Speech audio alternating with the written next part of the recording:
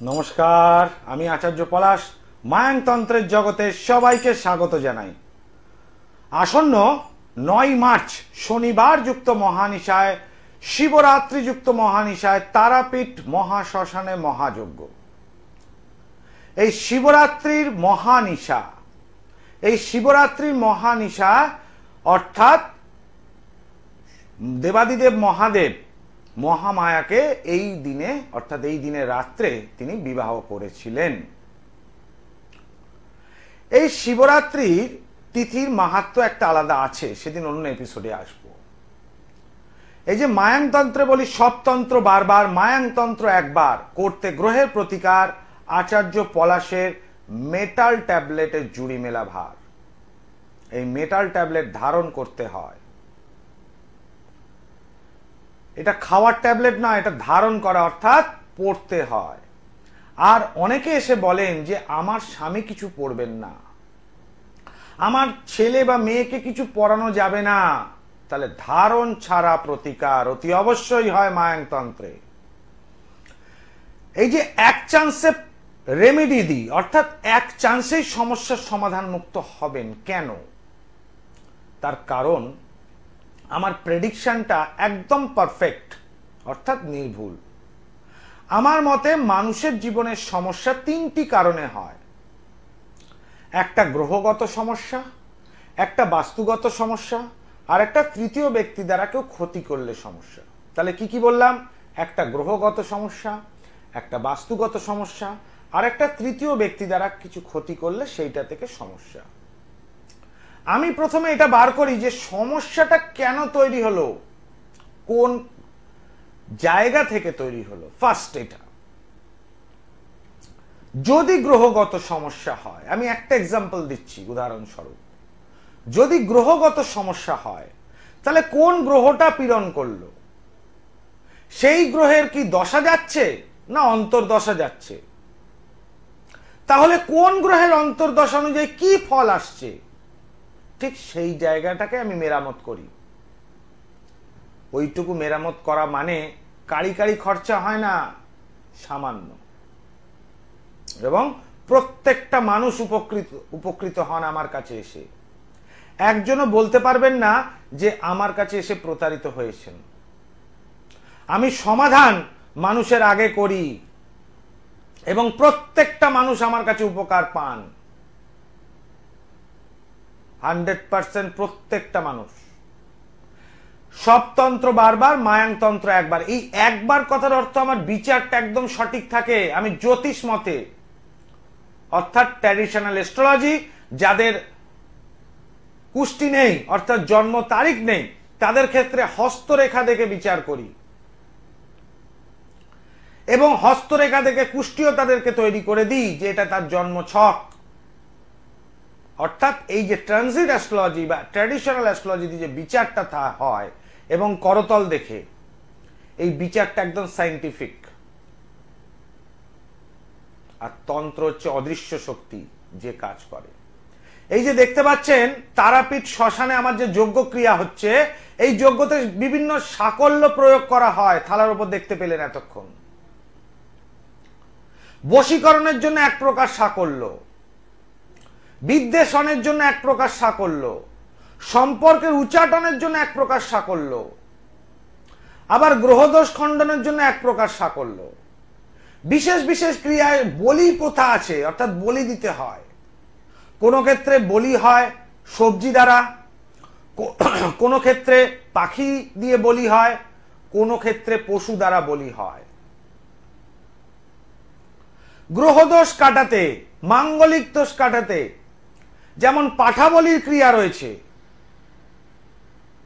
সেরকম মারণ ক্রিয়া করতেও পাঠা বলির ক্রিয়া রয়েছে, কিন্তু সেই বলির প্রকারভেদটা আলাদা।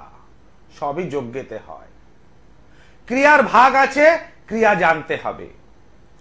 আর এই শিবরাত্রি হবে মার্চ মাসের 9 তারিখে তারাপীঠ মহাশ্মশানে মহাযজ্ঞ অমাবস্যাতে, এবং 8ই মার্চ শিবরাত্রিতে তারাপীঠে আমার ভোগ বিতরণ পর্ব থাকে।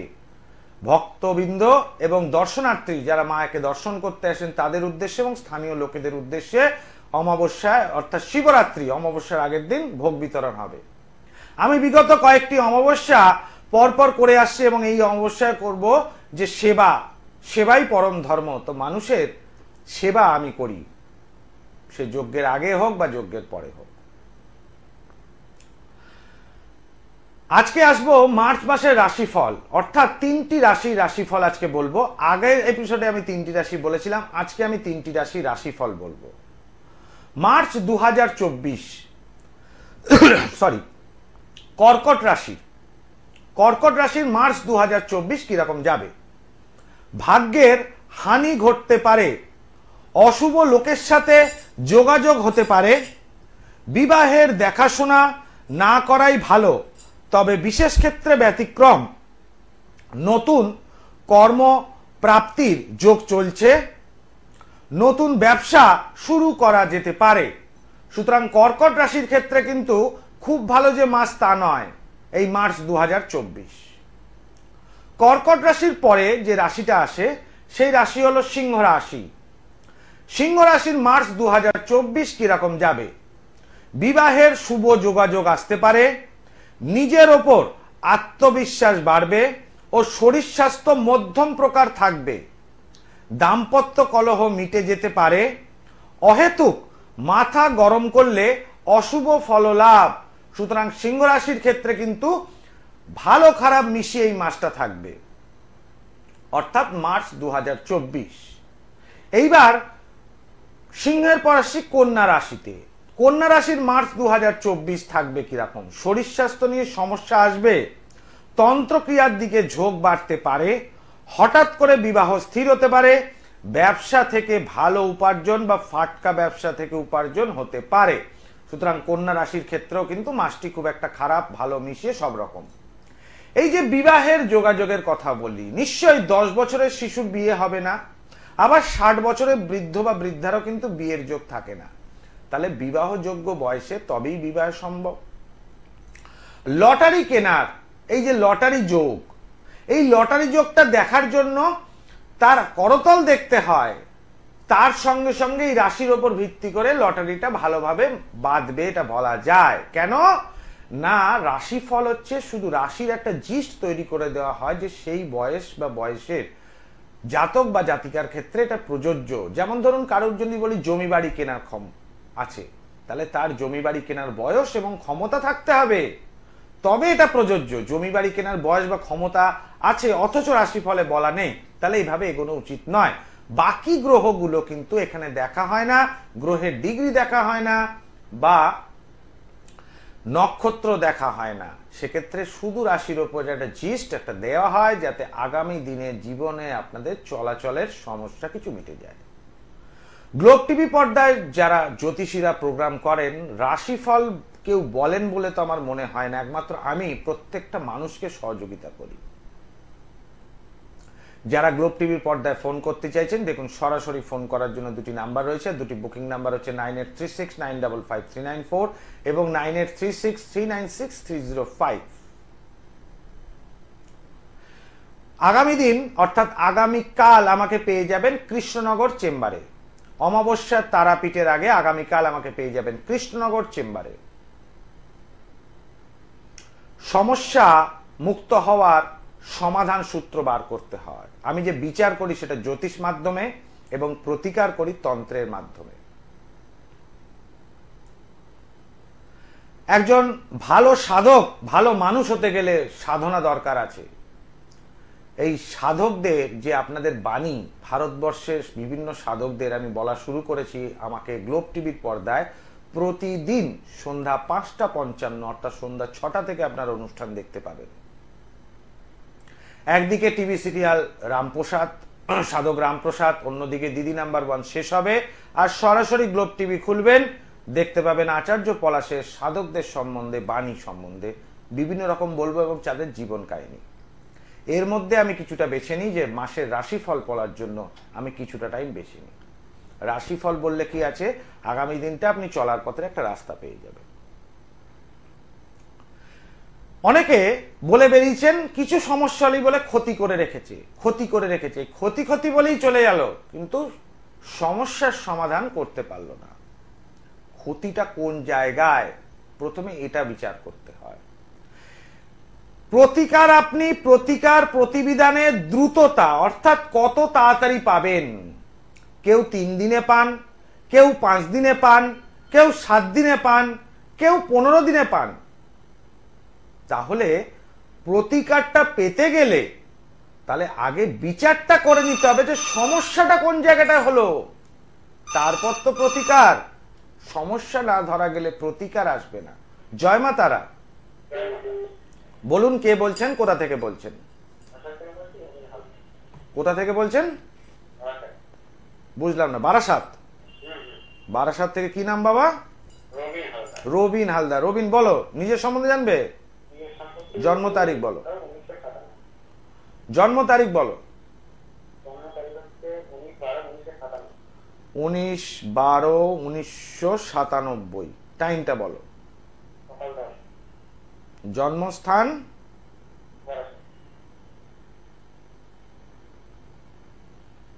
শুক্রবার জন্মবার? শুক্রবার জন্মবার। যেটা আমি দেখতে পাচ্ছি কুম্ভ লগ্ন, সিংহ রাশি, মঘা নক্ষত্রে জন্ম। প্রশ্ন কি নিয়ে? এখন কি কাজ করছো? চাকরি? মানে চাকরি করছো?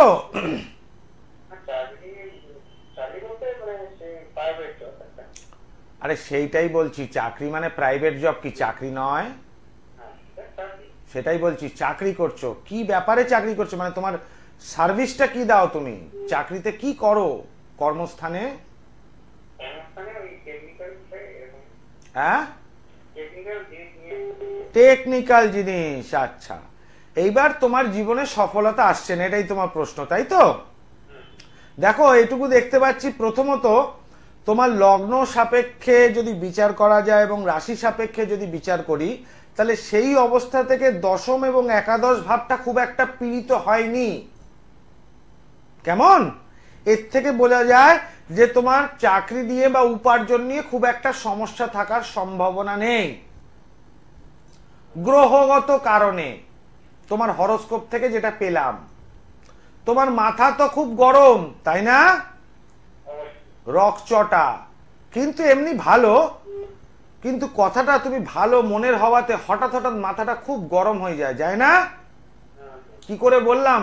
তুমি বারাসাতে, আমি কলকাতা স্টুডিওতে, কি করে বললাম? হ্যাঁ, এটাই জ্যোতিষ। দেখো বাবা, এটুকু বুঝতে পারছি তোমার রাশি চক্র অনুযায়ী খুব একটা সমস্যা নেই, ঠিক আছে?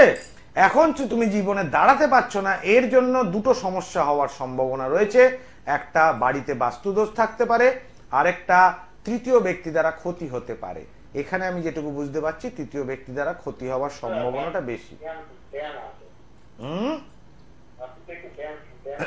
তাহলে দেখেছো, তুমি আমাকে এই ড্যামের কথাটা আগে বলনি, যে তোমার বাস্তুতে গৃহতে যে শ্যাতলা বা শ্যাওলা বা ড্যাম ভাব রয়েছে, তাই তো?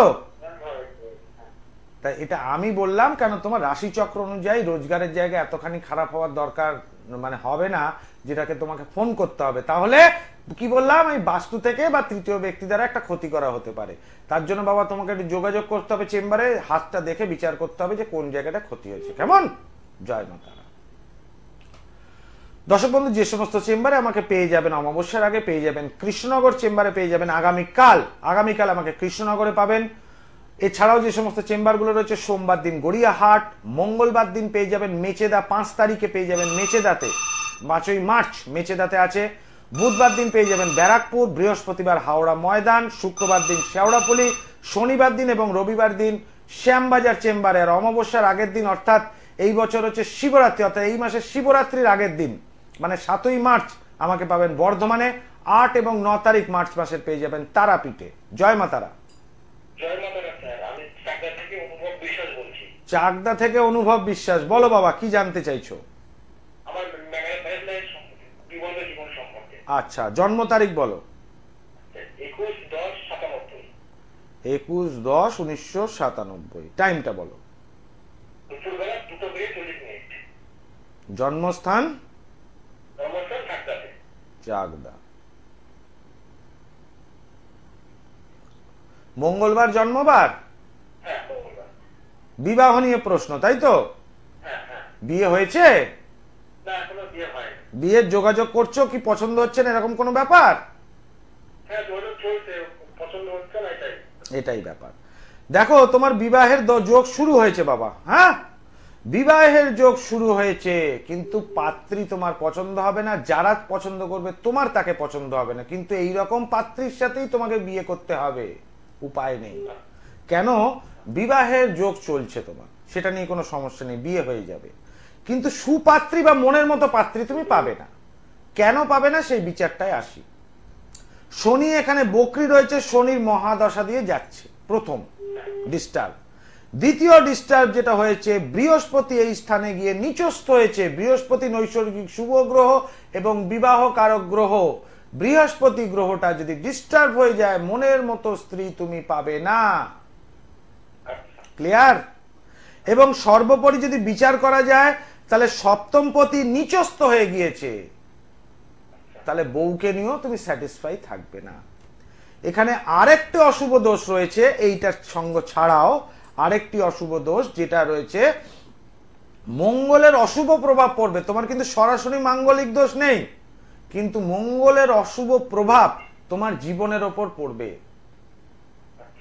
এই জায়গাটায় যে দশা দিয়ে তুমি যাচ্ছ সেই দশাটা শুভকর, কিন্তু জন্ম ছক অনুযায়ী সেই দশার ফলাফল পাচ্ছ না। তাহলে তো একটু গ্রহগত সংস্কার। দেখো তোমার বিয়ে হবে, এটা তুমি চোখ কান বুঝে পড়ে বসে থাকো, এটা কনফার্ম, কিন্তু আলটিমেট যার সাথে বিয়ে হবে যদি ফেলে রাখো, দেখাটা চলছে কতদিন ধরে? তাহলে 6-7 মাসে তোমার পাত্রী পছন্দ হয়নি, আবার যে পাত্রীকে তুমি পছন্দ করেছো সে তোমাকে পছন্দ করে, এরকম ঘটেছে তো? এইটা বাবা ঘটতে থাকবে দিনের পর দিন। 7 মাস হয়ে গেছে, 7 বছরও হতে পারে, কারণ তোমার বিয়ের যোগ চলছে এখন। এবার কথাটা হলো, আলটিমেট তুমি জোর জবরদস্তি যাকে বিয়ে করবে, জীবনটা সুখের হবে না। তাহলে বিবাহ জীবন মানে আরেকটা নতুন জীবন। স্ত্রী যদি ভালো না হয়, অর্ধাঙ্গিনীকে যদি মনের মতো না পাও, তাহলে তো জীবনটা ভালো হয় না, তাই না? সাংসারিক জীবনে থাকতে গেলে তার জন্য বাবা কালকে একটু কৃষ্ণনগরে যোগাযোগ করে নাও, বাড়ির সঙ্গে লোককে নিয়ে আসতে পারো, নিশ্চয়ই কোন জায়গাটা সমস্যা হয়েছে আরো ঘুটিয়ে বলে দেবো, কত ডিগ্রিতে রয়েছে, ডিগ্রিগত কারণে ডিস্টার্ব হয়েছে, আরো দুটো প্ল্যানেট ডিস্টার্ব করছে, এইগুলো ঠিক করে দিলে ভালো পাত্রীয় যোগাযোগ হবে, জীবনটাও সুখের থাকবে। কেমন? এটা না কাটালে ভালো যোগাযোগটা ভালো, দশাটা ভালো, ভালো দশায় ভালো ফল পাচ্ছ না, তাতে গ্রহগত একটু সংস্কারের দরকার আছে বাবা, তাহলে ঠিক হয়ে যাবে। কেমন? জয় মাতা। মানুষকে সহযোগিতা আমি করি, প্রত্যেকটা মানুষ টিভি অনুষ্ঠানে জানলেন, আপনার কৌতূহল মিটলো, সমস্যা মিটলো না। সমস্যা 2 মাস 3 মাস 4 মাস 5 মাস 7 মাস 1 বছর ধরে চলছে, সমস্যা ফেলে রাখলে সমস্যাটা মেটে না, সমস্যা বাড়ে, বয়সটাও তো বাড়ছে। সমস্যাটা মেটাতে গেলে আসতে হবে।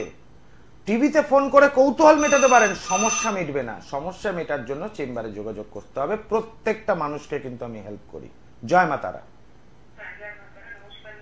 নমস্কার।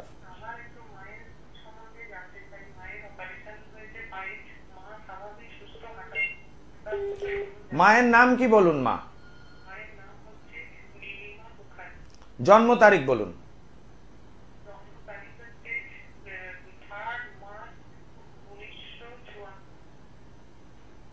টাইমটা বলুন মা। আচ্ছা মা, কোথা থেকে বলছেন আপনি?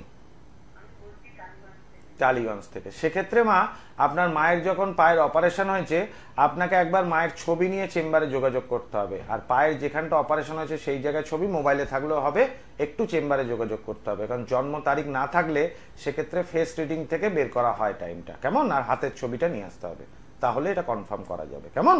নাহলে ভুল হয়ে যাবে প্রেডিকশন। জয় মাতা। দর্শক বন্ধু, সঠিকভাবে জন্ম তারিখ আর জন্ম সময় দেবেন। যদি জন্ম সময় আন্দাজে বলেন তাহলে বিচার মিলবে না, সুতরাং সময় নষ্ট হবে আপনার জন্য। আরেকটা কলার বন্ধু কেউ জানতে পারতেন, টিভির অনুষ্ঠানের টাইমটা আমার খুব শর্ট টাইম থাকে, এই শর্ট টাইমের মধ্যে প্রেডিকশন শুধুমাত্র গ্রহের ওপর ভিত্তি করে হয়। গ্রহের ডিগ্রি দেখা হয় না, নক্ষত্র দেখা হয় না, বা ভাবস্ফুটও দেখা হয় না, এবং ওপর ওপর মহাদশাটাকেই দেখা হয়, কারণ টিভির টাইমটা তো খুব শর্ট, সেই টাইমের মধ্যে একাধিক কলারকে অ্যাটেন্ড করতে হয়। জয় মা তারা। বলুন কে বলছেন, কোথা থেকে বলছেন? ছেলের নাম কি মা? ছেলের নাম শরদিন্দু সেন। শরদিন্দু সেন। হ্যাঁ। জন্ম তারিখ? জন্ম তারিখ 16/7/92। টাইমটা মা? টাইমটা 10:55 সকালবেলা। জন্মস্থান? জন্মস্থান বরানগর। আমার অনুষ্ঠান আজকে প্রথম দিন? হ্যাঁ, প্রথম দিন। দেখেছি কোনোদিন লাইনে। আচ্ছা, আগে দেখেছেন, লাইন পাননি, আজকে লাইন পেলেন, তাই তো? হ্যাঁ। বৃহস্পতিবার কি জন্মবার? হ্যাঁ, বৃহস্পতিবার জন্ম। আপনার নাম কি মা? আমার নাম শিখা সেন। শিখা সেন। ছেলের যেটা দেখতে পাচ্ছি মা, এখানে কন্যা লগ্ন, মকর রাশি, শ্রবণা নক্ষত্রের জন্ম, এটা জানা আছে? একদম ঠিক আছে। ছেলের সমস্যাটা কি হচ্ছে আমাকে বলুন, টাইমটা খুব শর্ট। হ্যাঁ, ছেলে মানে চাকরি বাকরি ঠিক করে করছে না, শরীর স্বাস্থ্য খুব খারাপ যাচ্ছে। 1992 সালে জন্ম, মানে বর্তমানে বয়স 31 বছর ধরে চলতে পারি আমি। হ্যাঁ। তা এই বয়সে শরীর স্বাস্থ্য ডিস্টার্ব হচ্ছে, তাই তো? হ্যাঁ। আর চাকরির জায়গাটা ঠিক নেই, এটা বলতে চাইছেন আপনি? হ্যাঁ। দেখুন, লগ্ন সাপেক্ষে যে বিচার্য ব্যাপার, সেখানে দশম স্থানে নিচস্থ কেতু অবস্থান করছে, কিন্তু বয়সটা অল্প, মানে কেতুর প্রতিকার সরাসরি দেওয়া যায় না। জ্যোতিষীর কাছে গেলে হয়তো ক্যাটসাই পড়ে দিতে পারেন, কিন্তু কেতুর প্রতিকার সরাসরি রত্ন দিয়ে দেওয়া যাবে না। দশম ভাবে নিচস্থ কেতু ওর চিরকাল এই সমস্যাটা ঘটাবে। বর্তমান যে মহাদশা যাচ্ছে, সেই মহাদশা লগ্ন সাপেক্ষে বাধকপতির মহাদশা, এবং বৃহস্পতির মহাদশা লগ্ন সাপেক্ষে দ্বাদশ ভাবে। ফলে শরীর স্বাস্থ্য নিয়ে একটু সমস্যা হবে, হয় বেশি মোটা, নাহলে বেশি রোগা হয়ে যাওয়ার সম্ভাবনা। একটা অপুষ্টির ব্যাপারটা আসবে, অল্পেতে ঠান্ডা লেগে যেতে পারে, এবং গা হাত পা ইনজুরি হওয়ার সম্ভাবনা রয়েছে। এটাই হচ্ছে, ঠান্ডা লেগে যাচ্ছে। কি করে বললাম মা? আপনার থেকে চারদিকে বলুন। এখানে মা তোমার ছেলের শনি 7.5 চলছে, এটা মনে রাখতে হবে, ঠিক আছে? এবং এই স্থানে ওর চাকরির জায়গাটা যে ডিস্টারবেন্সটা হচ্ছে মা, শরীর স্বাস্থ্য এবং কর্ম দুটো একসঙ্গেই প্রতিকারের দরকার আছে। বর্তমান যে দশা, সেটা নৈসর্গিক শুভ গ্রহ বৃহস্পতির দশা হলো রাশি এবং লগ্ন সাপেক্ষে খুব একটা ভালো ফল দেবে না। কারণ কন্যা লগ্ন এবং মকর রাশি সাপেক্ষে বৃহস্পতি গ্রহটি কোনোদিন ভালো ফল দেয় না। 2023 সাল থেকে এটা শুরু হয়েছে। তোমার ছেলের সমস্যা 2023 সাল থেকেও শুরু হয়েছে, আমি বলতে পারি কি 22 সালের শেষ থেকে। ঠিক বলছি আমি? তাহলে এইটা চলবে 2040 অব্দি। তাহলে এই আজকে হচ্ছে 24, মানে আরো 16 বছর। তাহলে 16 বছরের ছেলের কোনো উন্নতি নেই। তাহলে বৃহস্পতির যে নৈসর্গিক শুভত্ব তোমার ছেলের অশুভত্ব করছে, সেই বৃহস্পতিকে তুষ্ট করতে হবে। তবে গিয়েই বৃহস্পতি গ্রহ তুষ্ট হলে, তারা মা তুষ্ট হলে, তবে গিয়ে ছেলের অমঙ্গল কাটবে এবং ভালো কর্মস্থানে উন্নতি হবে, শরীর স্বাস্থ্য ভালো থাকতে হবে। এখন গেলে বাইরে ডিস্টার্ব হবে মা, আরো প্রবলেম, আরো হেলথ খারাপ হয়ে যাবে। একদম যাওয়া যাবে না প্রতিকার ছাড়া। আচ্ছা, তুমি কোথা থেকে বলছো বললে? বরানগর। তাহলে আমার সাথে শ্যামবাজারে যোগাযোগ করতে পারবে, কেমন? অমাবস্যার আগে শনিবার দিন আর পেয়ে যাবে আমাকে, শনিবার ও রবিবার। জয় মা তারা। দর্শক বন্ধু, আমি সবাইকে সহযোগিতা করি। যারা গ্লোব টিভি পর্দায় ফোন করতে চাইছেন, দুটি নাম্বার রয়েছে দেখুন, আর দুটি বুকিং নাম্বার হচ্ছে 9836955394 এবং 9836396305 আর 9836955394। এই দুটি নাম্বারই আমাকে পেয়ে যাবেন। আগামীকাল পেয়ে যাবেন কৃষ্ণনগরে আসন্ন শিবরাত্রিযুক্ত মহানিশার যে অমাবস্যা, সেই অমাবস্যায় আগামীকাল আমাকে কৃষ্ণনগর পাবেন। এই অমাবস্যার আগে সমস্যা যত গভীরই হোক না কেন, সমাধান করার দায়িত্ব আমার। আচার্য পলাশ যদি কারুর দায়িত্ব নেয়, তার সমস্যা উতরিয়েই ছাড়বে। এমন এমন কেস ঘটেছে, কলকাতা শহরের সব জ্যোতিষী ঘুরেছে 8-9 বছর, গুন্ডাকে বাড়ি ভাড়া দিয়েছে। আমি টাইম নিয়েছিলাম 6 মাস সময় লাগবে, 6 মাস তুলে দেবো। আমার 8 মাস সময় লেগেছে, 8 মাস তুলে দিয়েছি। না বলে আমার কিছু হয় না। শত্রুকে আলুর দম বানানোর সিস্টেম আমি জানি। আর আমার ভক্তের শত্রু মানে আমার শত্রু 100%। প্রত্যেকটা মানুষ আমার কাছে উপকার পান। আজকের মতো অনুষ্ঠান শেষ করতে হচ্ছে। গ্লোব টিভির পর্দায় প্রতিদিন সন্ধ্যা 5:55 অর্থাৎ সন্ধ্যা 6টা সাধক রামপ্রসাদ ও দিদি নাম্বার 1 শুরু হলে গ্লোব টিভির পর্দায় চোখ রাখবেন। এবং আচার্য পলাশের সাধকদের, ভারতের সাধকদের সম্বন্ধে নানা রকম কাহিনী নিয়ে আমি অনুষ্ঠান করি, অবশ্যই তার সঙ্গে রাশিফল থাকে। আজকের মতো এখানে বিদায় নিচ্ছি। আবার আসবো আগামী দিনে এপিসোডে লাইভ অনুষ্ঠানের রাশিফল নিয়ে। ওং সর্বমঙ্গল মঙ্গলে শিবে সর্বার্থ সাধিকে শরণ্যে ত্র্যম্বকে গৌরী নারায়ণী নমস্তুতে।